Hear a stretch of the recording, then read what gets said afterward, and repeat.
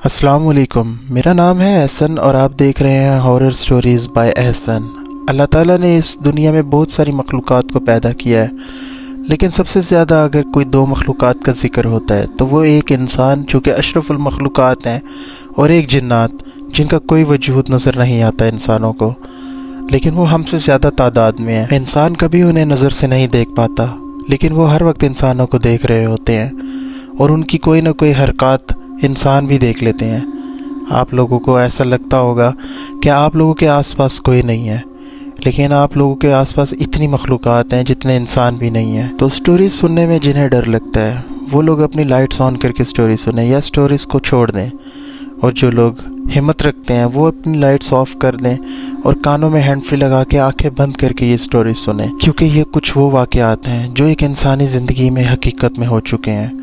कहीं आपको डर ना लगे, इसलिए ये आप अपने रिस्क पे सुने। तो आज की स्टोरीज़ की तरफ बढ़ते हैं। अस्सलाम वालेकुम, मेरा नाम काशिफ़ है और मैं कश्मीर का रहने वाला हूँ। मैं कश्मीर बरनाला के पास रहता हूँ। बहुत से लोगों को बरनाला का नाम पता होगा, लेकिन हम लोगों का ये एक आबाई इलाका है। कश्मीर में आज जैसा कि आप जानते हैं कि ये पहाड़ों वाला इलाका होता है। आसपास सिर्फ जंगल होते हैं और दूर दराज पहाड़ों पे इक्का दुक्का घर होते हैं, जो कि दिन में तो नज़र भी नहीं आते, रात में सिर्फ लाइट्स ऑन होने की वजह से, चमकते तारों की वजह से नज़र आते हैं। हमारे गांव में भी एक ऐसा घर था। ये बात आज से 8-10 साल पहले की है। अब तो काफ़ी आबादी हो चुकी है, लेकिन उस वक्त आबादी कम थी। हमारे गांव में हमारे घरों से ऊपर पहाड़ी पर एक घर था। न जाने वहाँ कौन रहता था।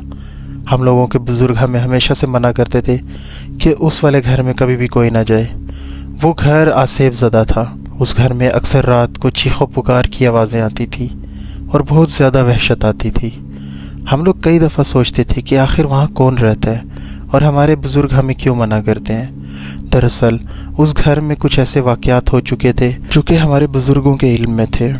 हम लोग अपने कज़न्स के साथ एक दिन प्रोग्राम बनाते हैं कि चलो शाम में जाके वो घर देखते हैं, आखिर माजरा क्या है उस घर का। मैं और मेरे कुछ दोस्त और कज़न्स हम लोग प्रोग्राम बनाते हैं, कल हम मछली का शिकार करने झील पे जाएंगे और वापसी पे उस घर को भी देखते आएंगे। हम लोग सुबह निकलते हैं शिकार करने के लिए और दोपहर तक वहाँ से फ्री होके उस घर की तरफ रवाना हो जाते हैं। जब हम लोग उस घर के पास पहुँचते हैं तो वहाँ पे आसपास आग लगी हुई थी। हम बहुत हैरान होते हैं कि यहाँ तो कोई आता नहीं है, तो आग किसने लगाई है। और वो आग सिर्फ लकड़ियों को लगी हुई थी। उस घर की खिड़कियाँ खुली हुई थी और उस घर के दरवाजे भी खुले हुए थे। ऐसा लगता था जैसे किसी ने अभी अभी यहाँ पे दाखिल होकर ये काम किया है। और आप यकीन करें, जो घर बहुत अरसे से बंद हो, कभी भी वहाँ पे ऐसा नहीं लगता कि यहाँ पे कोई मौजूद है, लेकिन हमें वाज़े महसूस हो रहा था कि यहाँ कोई रहता है। हम लोग थोड़ा हिम्मत करके आगे जाते हैं और देखते हैं, हमें अंदर से बहुत ज़्यादा स्मेल आने लग जाती है। वो बहुत गंदी स्मेल होती है। ऐसा लगता है जिस तरह यहाँ पे कोई बहुत ज़्यादा कचरा पड़ा हुआ है और काफ़ी पुराना गंदा कचरा पड़ा हुआ है। मेरा एक कज़न कहता है चलो अंदर आओ देखते हैं, क्योंकि अभी तो रोशनी थी, असर का टाइम था और सब कुछ नज़र आ रहा था। हम लोग जैसे ही उस घर में दाखिल होते हैं, हमें अंदर से कुछ शोर की आवाज़ आती है, जैसे किसी मखलूक को बहुत बुरा लगा हो हमारा अंदर आना। अंदर से हमें एक बुज़ुर्ग नज़र आता है जो कि हम लोगों के इलाके का ही होता है। वो वहाँ पे बैठा होता है और हम उससे पूछते हैं आप यहाँ पे क्या कर रहे हैं। हम लोगों को तो मना किया जाता है यहाँ नहीं आना, तो आप यहाँ क्या कर रहे हैं। वो हमें कुछ भी नहीं बताता। वो मुझे कहता है कि तुम यहाँ कर क्या रहे हो, चले जाओ यहाँ से और इनको भी ले जाओ, तुम्हें नहीं पता ये जगह कितनी ख़तरनाक है। मैं अपनी पहाड़ी ज़ुबान में उससे पूछता हूँ कि आप यहाँ क्या कर रहे हैं। वो मुझे फिर भी कुछ नहीं बताता और हम लोगों को डांटता है और कहता है चले जाओ। हम लोग वहाँ से चले जाते हैं, लेकिन मेरा एक कज़न कहता है कि ये आखिर यहाँ कर क्या रहा था, हमें इसको देखना चाहिए, क्योंकि ये हमें मना करता है और ख़ुद यहाँ पे आया हुआ है। हम लोग 5-10 मिनट रुकने के बाद फिर से उस घर की तरफ रवाना हो जाते हैं और हम लोग झाड़ियों से छुप के उस घर की तरफ देखते हैं। वो बुज़ुर्ग बाबा वहीं पे बैठा होता है और किसी के साथ गुफ्तगू कर रहा होता है। हम लोग देख के बड़ा हैरान होते हैं कि आखिर ये बात किससे कर रहा है, हमें तो कोई नज़र नहीं आ रहा। देखते ही देखते वो अचानक से वहाँ से उठ के चला जाता है। हम लोग बहुत परेशान हो जाते हैं कि ये आखिर माजरा क्या है। अभी ये बैठ के यहाँ बातें कर रहा था, अब ये उठ के वहाँ पे उस तरफ जा रहा है जंगल की तरफ। जब हम लोग उठ के आगे थोड़ा सा जाते हैं तो वो वहाँ से जा चुका होता है और अब हम लोग कहते हैं कि चलो इस घर को देखते हैं कि आखिर ये बात किससे कर रहा था। आप यकीन करें हमारे दिल में बहुत सारे वसवसे आ रहे थे और एक चीज़ भी अंदर से मजबूर कर रही थी देखने को। जब हम लोग हिम्मत करके उस घर के अंदर दाखिल होते हैं, हमें बाकायदा एक आवाज़ आती है, कौन हो तुम लोग, यहाँ पे क्या कर रहे हो। हम इधर उधर देखते हैं और हमें कोई नज़र नहीं आता। हम पूछते हैं आप कौन हैं, सामने आके बात करें। उसकी बिल्कुल इंसानों जैसी आवाज़ होती है, लेकिन बहुत भारी आवाज़ होती है। वो एक मर्द होता है और हमें कहता है चले जाओ यहाँ से, तुम्हें नहीं पता यहाँ पे आना मना है। हम उससे कहते हैं कि ये जो हमारे एक बुज़ुर्ग थे हमारे गांव के, अभी ये यहाँ पे आए थे, आप इनसे तो बात कर रहे थे, तो आप हमें क्यों मना करते हैं, और इस घर में ऐसा क्या है जिसकी वजह से यहाँ कोई नहीं आता। आगे से बिल्कुल खामोशी होती है, कोई जवाब नहीं आता। हम लोग फिर दोबारा उनसे पूछते हैं कि आप कौन है, हमारे सामने आके बात करें। अब की बार एक औरत की आवाज़ आती है हंसने की, और वो बहुत खौफनाक आवाज़ होती है। हम लोग डर के मारे वहाँ से बाहर निकल आते हैं और अंदर से हमें बहुत ज़्यादा हंसने की और गुस्सा करने की आवाज़ आ रही होती है। ऐसा लगता है अंदर जैसे भेड़िया गुर्रा रहे हैं। कोई इंसान गुस्से में कुछ बात कर रहा है लेकिन समझ नहीं आ रही होती किस ज़ुबान में बात कर रहा है। कोई औरत भी हंस रही है हमारे ऊपर, और हम लोग वहाँ से भाग आते हैं। हम लोग जब अपने गांव में पहुंच जाते हैं, अभी थोड़ी बहुत रोशनी होती है, और हम लोग ये फैसला करते हैं कि अभी मगरिब की नमाज के बाद उन्हीं बुज़ुर्ग के पास जाके पूछेंगे कि ये मामला क्या है। हम लोग नमाज अदा करके दोबारा से इकट्ठे होते हैं और उन बुज़ुर्ग की तरफ चले जाते हैं। जब हम उनके घर पहुंचते हैं तो वो आगे बैठे होते हैं। उन्हें देखकर हमें बहुत खौफ आ रहा होता है, और हम उनसे आराम से सलाम दुआ करते हैं और उनके पास जाके बैठ के पहले हाल चाल पूछते हैं।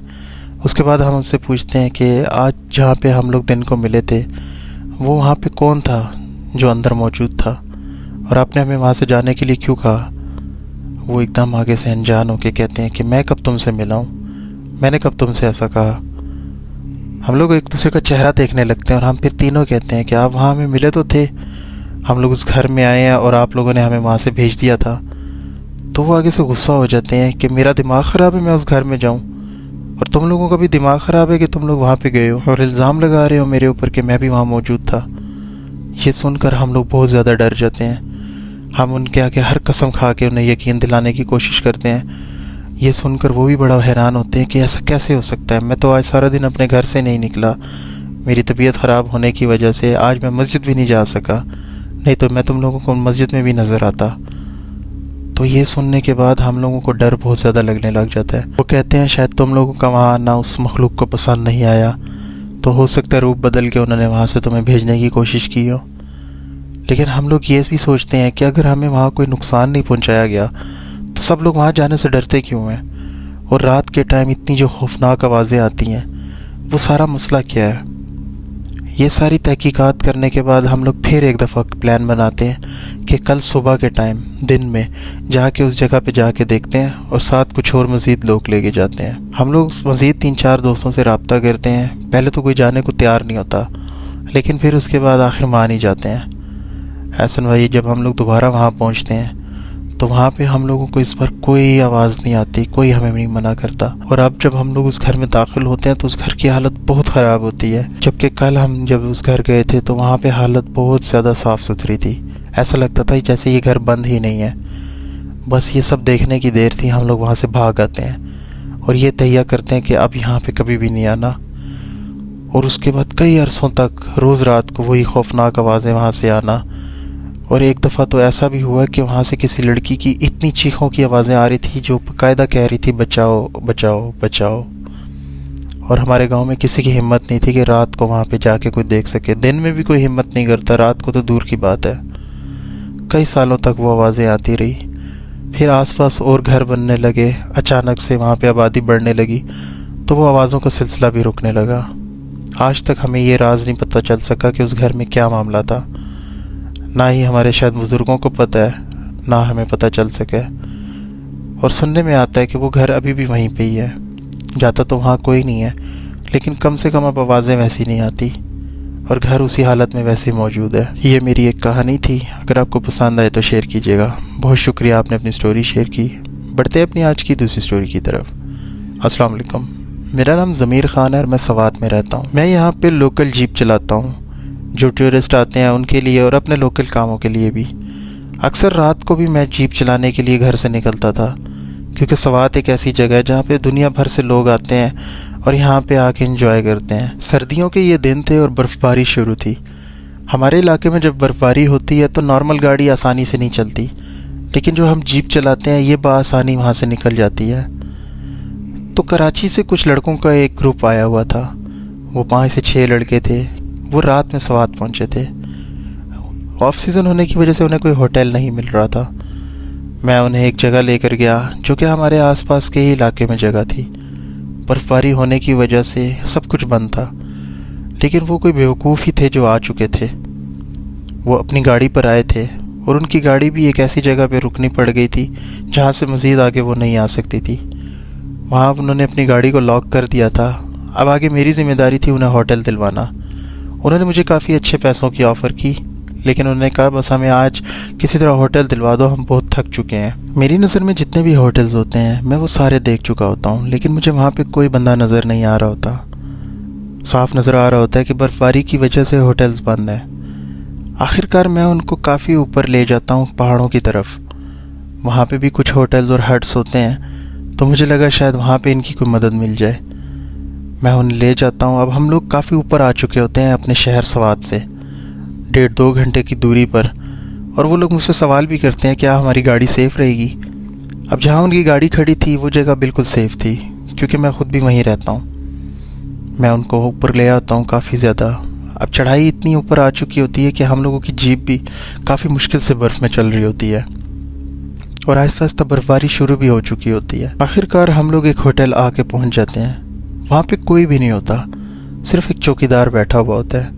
वो भी आग जलाए बैठा होता है और रेडियो पे कुछ सुन रहा होता है, क्योंकि बर्फ़बारी में यहाँ ना तो सिग्नल होते हैं ना लाइट होती है। मैं उससे पश्तो में पूछता हूँ कि मेरे कुछ मेहमान आए हुए हैं, क्या इनको रूम मिल सकता है? ये लोग एक्स्ट्रा पैसे भी देने को तैयार हैं। तो वो बाबा कहता है कि एक रूम इस टाइम खुला हुआ है, बाकी रूम्स में सामान बंद है, क्योंकि होटल का सीज़न नहीं है तो हम लोग सारे रूम्स बंद कर देते हैं, सिर्फ एक रूम खुला हुआ है। अगर एक रूम में आप लोग एडजस्ट हो सकते हो तो ले लो। तो वो लड़के भी राज़ी हो जाते हैं रूम मिलने पर। अब वो लोग अपना सामान उतार के होटल की तरफ जाने लगते हैं। बर्फ़बारी इतनी तेज़ हो चुकी होती है कि मेरा वापस जाना थोड़ा सा मुश्किल होता है। तो मैं उनसे कहता हूँ कि मैं यहीं गाड़ी में ही बैठा हुआ हूँ, अगर किसी चीज़ की ज़रूरत हो तो मुझे बताइएगा। तो वो मुझे कहते हैं कि आप भी हमारे साथ रूम में आ जाएं, कोई मसला नहीं, अभी हम लोग सो नहीं रहे, बस रेस्ट कर रहे हैं, गपशप भी हो जाएगी, तो आप हमारे साथ रूम में ही आ जाएं, क्योंकि रात का ये ऐसा टाइम है, वापस जाना भी ठीक नहीं है, जैसे ही फजर होती है आप निकल जाइएगा। मैं उनके साथ चल पड़ता हूँ रूम में।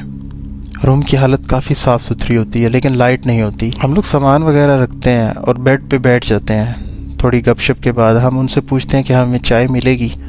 तो चौकीदार बाबा कहते हैं जी मैं आपको बना देता हूँ। थोड़ी देर में वो चाय भी ले आते हैं। अब चाय वगैरह पी के हम लोग बैठ जाते हैं। हम लोग आपस की कुछ बातें कर रहे होते हैं इस इलाके के बारे में, कुछ मैं उनको मालूमात दे रहा होता हूँ। यह अचानक साथ वाले कमरे से एक आवाज़ आती है, तो हम लोग बड़ा हैरान होते हैं। वो बता रहा था कि ये सारे रूम्स बंद हैं, कोई भी नहीं रहता, ऑफ सीज़न की वजह से तो रूम ही बंद हैं, तो ये आवाज़ कैसे आ रही थी। तो पहले हमें लगा कि हो सकता है वही चौकीदार बाबा कुछ सामान वगैरह उठा रहा हो या हमें देना चाह रहा हो। हम लोग अपनी बातों में फिर मसरूफ़ हो जाते हैं। अचानक हमें फिर से आवाज़ आती है। अब हम लोग अपने रूम का दरवाज़ा खोल के देखते हैं तो बाहर कोई भी नहीं होता, पूरी लॉबी खाली होती है। हम लोग 2nd फ्लोर पे थे। हम लोग ऊपर खिड़की से नीचे देखते हैं तो बाबा जी हाथ सेक रहे होते हैं आग के ऊपर। हम उनसे पूछते हैं कि आप अभी ऊपर आए थे? वो कहते हैं नहीं।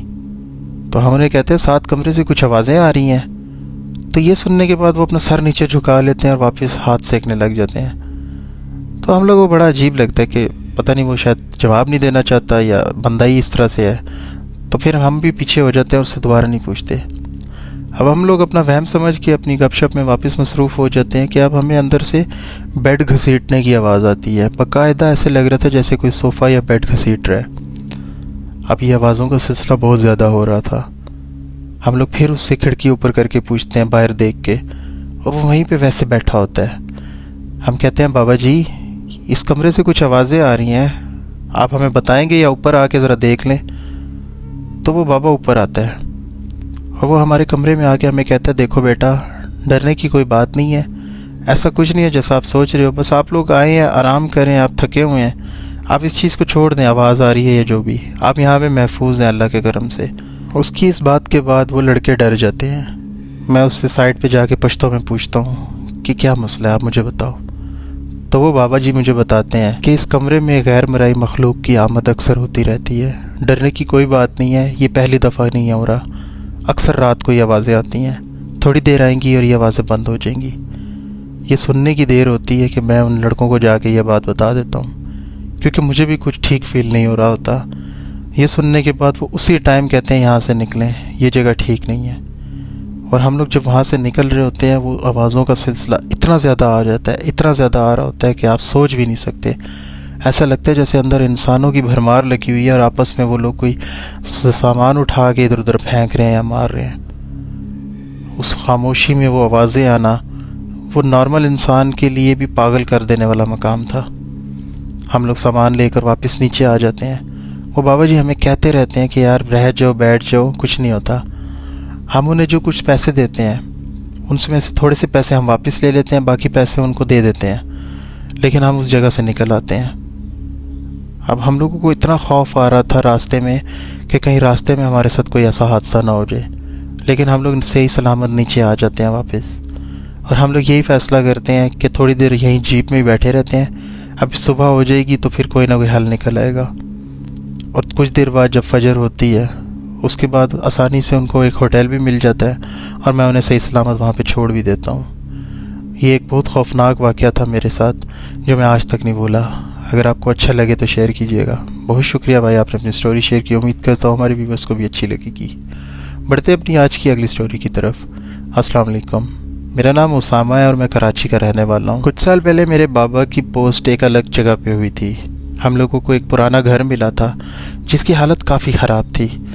मेरे बाबा की ड्यूटी कुछ ऐसी है कि हम लोगों को कुछ सालों बाद जगह बदलनी पड़ती हैं, लेकिन वो जो घर हमें मिला था उसकी स्टोरी एक बहुत खौफनाक स्टोरी है। जब हम लोगों को वो घर मिलता है, वहाँ पे हम लोग शिफ्ट हो जाते हैं, लेकिन हम लोगों को वहाँ पे कुछ अजीब सी वाइब्स आती थी।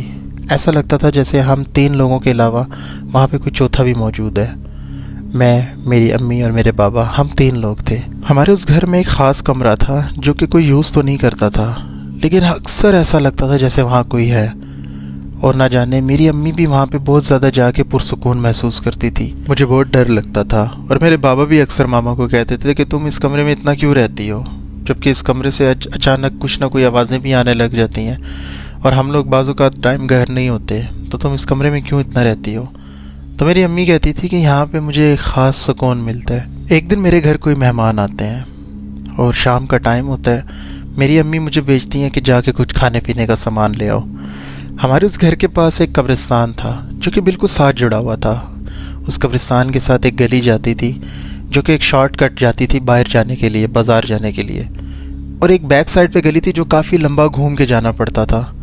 अब मुझे बिल्कुल आइडिया नहीं था कि उस गली से और उस कब्रिस्तान से क्या मामला आता है। मैं बाइक पे चला जाता हूँ। यह टाइम मगरिब से थोड़ी देर बाद का था, यानी कि मगरिब और इशा के दरमियान का। अंधेरा हो चुका था और ये सर्दियों की रातें थी। आसपास घर बहुत कम थे क्योंकि वो क्वार्टर बने हुए थे और क्वार्टरों में बहुत कम लोग रहते थे। जब कब्रिस्तान के साथ उस पतली गली से मैं जा रहा होता हूँ, अचानक रास्ते में मेरा बाइक बंद हो जाता है। जबकि मेरा पेट्रोल भी पूरा था, बाइक भी बिल्कुल ठीक थी, तो बाइक को आखिर हुआ क्या है। काफ़ी देर कोशिश करने के बाद भी मेरा बाइक नहीं चल रहा था। अब मैं बाइक को घसीट के लेकर जा रहा था क्योंकि अब मैं तकरीबन उस कब्रिस्तान को क्रॉस करने के नज़दीक था। अचानक से मुझे पीछे से कोई आवाज़ आती है जो कि मेरा नाम लेके आती है। मैं पीछे मुड़ के देखता हूँ तो पीछे कोई भी नहीं होता।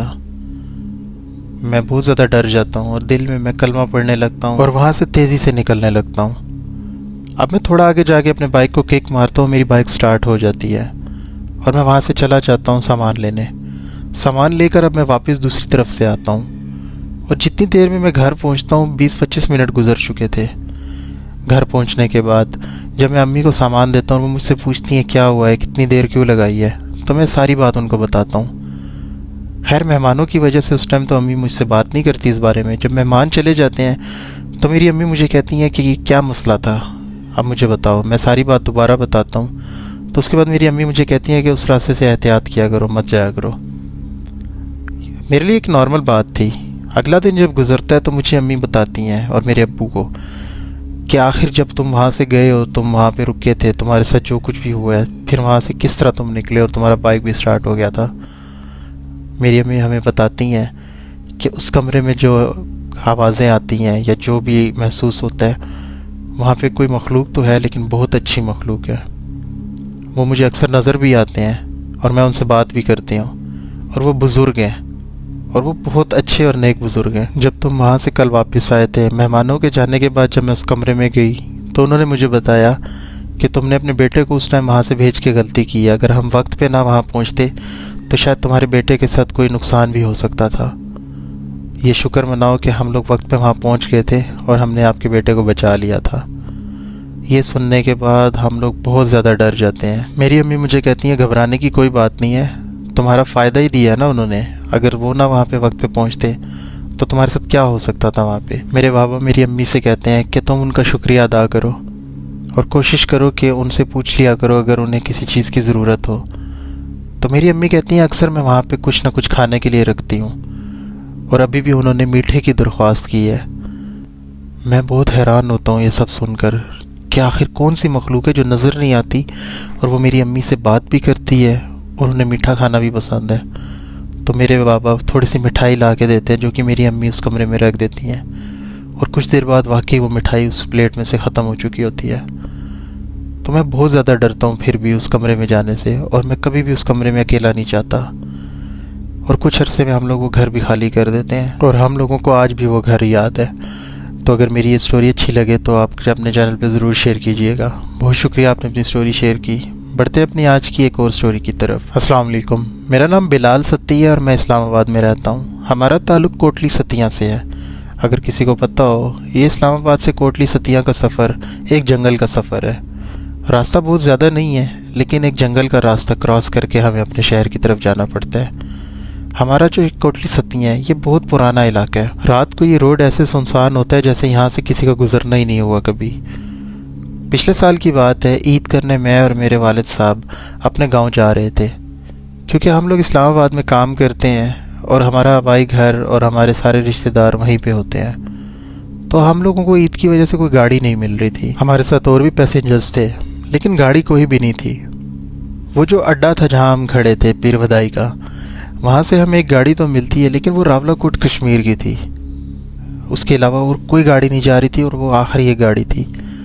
अब हमारे पास ये फ़ैसला था कि यहाँ से रावलाकोट जाएं और रावलाकोट से फिर आगे से कश्मीर से होते हुए वापस कोटली सतिया आएँ। जहाँ हमने इस्लामाबाद से कोटली सतिया 2-2.5 घंटे में पहुँचना था, वहाँ हमारा ये सफ़र 4 से 5 घंटे या 6 घंटे का हो जाना था। अब गाड़ी ना होने की वजह से हमारे पास कोई रास्ता नहीं था, तो हम यही फ़ैसला ले लेते हैं कि इसी गाड़ी पर चलते हैं रावलाकोट। उसके बाद फिर कश्मीर से होते हुए वापस कोटली सतिया आ जाएंगे। हम लोग उस कोस्टर पे बैठ जाते हैं। वो शाम को 7 बजे वहाँ से निकलती है, जो कि चांद रात थी। ये कुर्बानी की ईद थी और काफ़ी सख्त गर्मी थी इस्लामाबाद में। हम लोग जैसे ही वहाँ से निकलते हैं शाम को, तकरीबन 11 बजे के करीब हम रावलाकोट पहुँचते हैं। अब रावलाकोट से हमें कश्मीर के लिए गाड़ी चाहिए थी, जो कि हमें बड़ी आसानी से मिल जाती है। कश्मीर बाग की गाड़ी हमें मिलती है और हम लोग वहाँ से भी निकल पड़ते हैं। 1 से 2 बजे के दरमियान हम बाग पहुँच जाते हैं। अब हमें वहाँ से कोटली सतिया के लिए अब गाड़ी चाहिए थी, जो कि पिंडी इस्लामाबाद आ रही होती हैं और रास्ते में कोटली सतिया आता है। हम लोग बाग से गाड़ी ढूंढते हैं और वो गाड़ी हम लोगों को तकरीबन रात के 3:30 बजे की मिलती है, जिसने हमें सुबह पहुँचाना था। उस गाड़ी के अंदर सिर्फ 4 लोग थे, मैं, मेरे वालिद साहब, एक ड्राइवर और एक ड्राइवर के साथ एक और बंदा था जो कि उसका शायद दोस्त था या जानने वाला था। वो लोग अपनी ईद करने के लिए पिंडी की तरफ आ रहे थे, तो उन्होंने कहा हम आपको रास्ते में कोटली सतिया उतार देंगे। ये सुनकर हम लोग बहुत ज़्यादा खुश होते हैं कि चलो ये आसानी हो गई है, और हम लोग अपने सफ़र की तरफ चल पड़ते हैं। बाग से निकलने के बाद आधे घंटे की दूरी पे बिल्कुल जंगल शुरू हो जाता है, और वो इतना सुनसान जंगल होता है कि वहाँ पे आबादी भी नहीं होती। और रात का टाइम, सिर्फ एक तरफ पहाड़ और एक तरफ जंगल, और बहुत ज़्यादा खौफनाक रोड। ना कोई आगे से आ रहा है ना कोई पीछे से आ रहा है, सिर्फ उस रोड पे हमारी गाड़ी। और गाड़ी भी क्या, एक पुरानी सी कोच जिसकी हालत बहुत ख़राब थी। अब सफ़र के दौरान गपशप भी चल रही थी और हम खुश भी थे कि इतने में हम लोगों की वो गाड़ी वहाँ पे बंद हो जाती है। वो बंदा नीचे उतर के चेक करता है, दूसरा बंदा भी साथ उतर जाता है जो ड्राइवर के था। वो लोग गाड़ी चेक करते हैं, कुछ समझ नहीं आती। अब गाड़ी उस रोड के बीच खड़ी हुई है, हेडलाइट्स जल रही हैं, लेकिन गाड़ी स्टार्ट नहीं हो रही। काफ़ी देर कोशिश करने के बाद कुछ समझ नहीं आती तो परेशानी से वो भी गाड़ी में बैठ जाते हैं और वो हमारी एक पहाड़ी मकामी ज़ुबान है उसमें आपस में बात करने लगते हैं हम लोग कि क्या मसला है। जब किसी को कोई मसला नहीं समझ आता तो अब हम इस इंतज़ार में थे कि कोई गाड़ी आए तो हम किसी से मदद लें। अगर धक्का स्टार्ट हो जाए तो फिर ज़्यादा आसानी हो जाएगी। हम तीनों धक्का लगाने की कोशिश करते हैं लेकिन उस जगह पे थोड़ी सी चढ़ाई थी, हम लोगों का धक्का भी लगाना बेकार गया। अब यही था कि कोई गाड़ी आती है तो रस्सी बांध के थोड़ा सा खींच लिया जाए। काफ़ी देर इंतज़ार करने के बाद वहाँ पे कोई गाड़ी नहीं आती। अब ये 4 बजे का टाइम था। दूर दराज से हम लोगों को हल्की हल्की अजानों की आवाज़ें आ रही थी, काफ़ी दूर से, लेकिन आसपास कोई इंसान नहीं था। हम लोग इस इंतज़ार में थे कि कोई गाड़ी आए। अचानक हम लोगों को एक साइड से आवाज़ आती है किसी के चलने की, जैसे कोई बाहर चल रहा है। ड्राइवर बड़ी खुशी से नीचे उतर के देखता है कि चलो कोई बंदा गुजर रहा है, हेल्प ले लेते हैं। और जब वो नीचे उतर के देखता है तो वहाँ कोई भी नहीं होता, आसपास कोई भी नहीं होता। वो भी बहुत परेशान हो जाता है और हम लोग भी परेशान हो जाते हैं कि ये अभी यहाँ से आवाज़ आई है किसी के गुजरने की। फिर हम लोग सोचते हैं कि हो सकता है कोई कुत्ता वगैरह बिल्ली वगैरह गुजरी होगी। खामोशी इतनी है कि उसकी आवाज़ से हमने लगा होगा इंसान है कोई। अब वापस आके गाड़ी में बैठ जाता है, हमें फिर से वही आवाज़ आती है और इस बार बाकायदा गाड़ी को टच होने की आवाज़ आती है। हम लोग फिर पीछे से देखते हैं, कोई भी नज़र नहीं आ रहा होता। अब ड्राइवर के पीछे वाली सीटों पे हम दोनों बैठे होते हैं और हमारे पीछे बिल्कुल सारी सीटें खाली होती हैं। 1 सेकंड के लिए जब मैं पीछे मुड़कर देखता हूँ तो मुझे ऐसा लगता है जैसे आखिरी सीट पे कोई बैठा हुआ है। मेरी बहुत ज़ोर की चीख निकलती है। मेरे वाले साहब मुझसे पूछते हैं क्या हुआ है, ड्राइवर भी पूछता है क्या हुआ है। मैं कहता हूँ पीछे कोई बैठा हुआ है आखिरी सीट पे। तो वो लोग मोबाइल की टॉर्च ऑन करके पीछे देखते हैं तो कुछ भी नहीं होता। हम लोग बहुत ज़्यादा खौफज़दा हो जाते हैं सारे।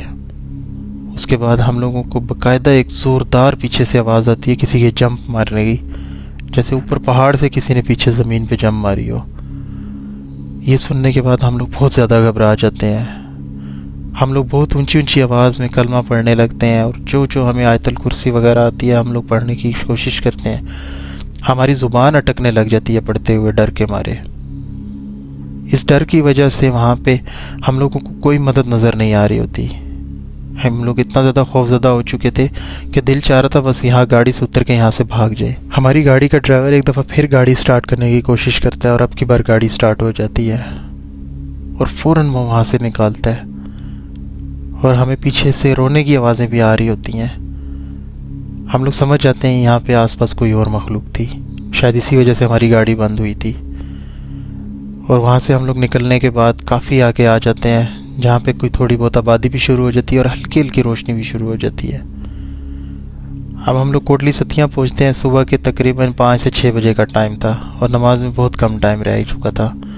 हम उनका बहुत शुक्रिया अदा करते हैं, उन्हें पैसे भी देने की कोशिश करते हैं लेकिन वो हमसे पैसे नहीं लेते और वो कहते हैं बस जो कुछ भी हुआ है अपने आप को भी दुआओं में याद रखें और हमारी भी दुआओं में याद रखें और बस आप लोग भी ईद करें, हम भी जा रहे हैं।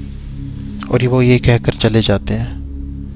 हम लोग घर आते हैं, हमें हल्का हल्का बुखार हुआ होता है और हम जानते थे आसपास कोई चीज़ होने की वजह से ही ये बुखार है हमें। और इस तरह से खौफ में हमारी वो ईद गुजरी थी। तो ये एक हमारी स्टोरी थी। अगर आपको अच्छी लगे तो शेयर कीजिएगा। बहुत शुक्रिया आपने अपनी स्टोरी शेयर की। उम्मीद करता हूँ आज की कहानियाँ आपको अच्छी लगी होंगी। ये सारे वो वाक़यात हैं जो इंसानी ज़िंदगी में हकीकत में हो चुके हैं। अगर आप लोगों की ज़िंदगी में भी ऐसा कोई वाक़या हुआ है तो आप स्क्रीन पे दिए गए व्हाट्सएप नंबर पे आप अपनी स्टोरी मुझे शेयर कर सकते हैं या डिस्क्रिप्शन में दिए गए ईमेल एड्रेस पे आप स्टोरी ईमेल भी कर सकते हैं। और मेरे चैनल को सब्सक्राइब करना ना भूलिएगा। आप लोगों के सब्सक्राइब से ही आपको तक ये वीडियो पहुंचेगी। मैं आप लोगों से फिर किसी वीडियो में मिलूँगा। तब तक के लिए अपना ख्याल रखिएगा, मुझे दुआओं में याद रखिएगा। अल्लाह हाफिज़।